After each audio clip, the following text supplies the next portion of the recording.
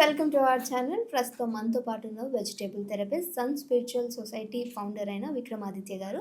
సార్తో మాట్లాడి ఈరోజు హెల్త్ గురించి మరికొన్ని అప్డేట్స్ అడిగి తెలుసుకుందాం. నమస్తే సార్. సూర్యోస్మి తల్లి.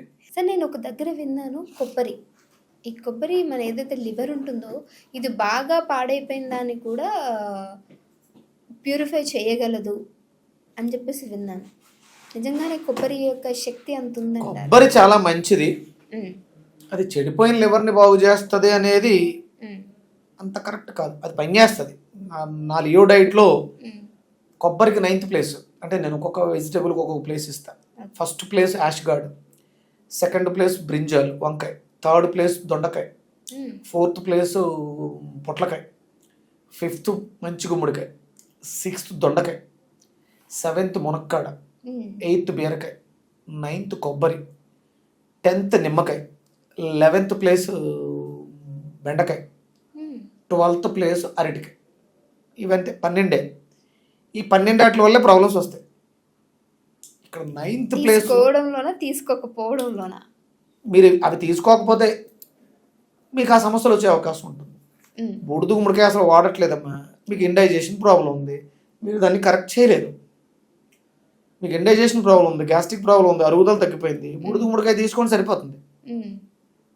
అలా తీసుకుంటే ఆ సమస్య మీకు తగ్గుతుంది. లివర్ పని చేయట్లేదు సరిగ్గా, దొండకాయలు బాగా తింటే లివర్ పని చేస్తుంది. మీకు దొండకాయ తినే అలవాట్లేదు, మీకు లివర్కి సమస్యలు వచ్చే అవకాశం ఉంది. దొండకాయ అనగానే మీకు వగరు రుచితో కలిగినటువంటి జిగురు పదార్థం అది.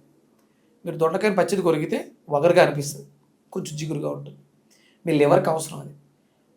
వగరు రుచి లేని పదార్థాలు మీకు తినే అలవాటు లేకపోతే, అంటే మనకి వెలక్కాయ వగరుగా ఉంటుంది, పచ్చి అరటికాయ వగరుగా ఉంటుంది, అరటి తోట వగరుగా ఉంటుంది, అరటి పువ్వు వగరుగా ఉంటుంది, నేరేడు పండు వగరుగా ఉంటుంది.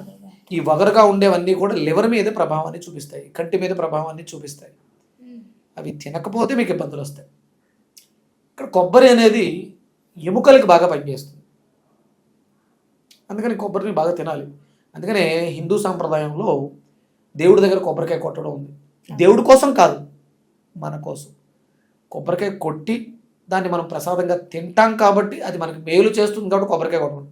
పుట్టించిందే ఆయన అని నమ్ముతున్నాం, నిజం కూడా. మరి ఆ కొబ్బరికాయ ఆయన ఏం చేసుకుంటాడు? ఆ కొబ్బరికాయని పుట్టించింది నిన్ను నన్ను పుట్టించింది దేవుడే, కొబ్బరి చెట్టును పుట్టించింది దేవుడే. ఆ కొబ్బరికాయని కొడితే ఆయన ఏం చేసుకుంటాడు? తింటాడా?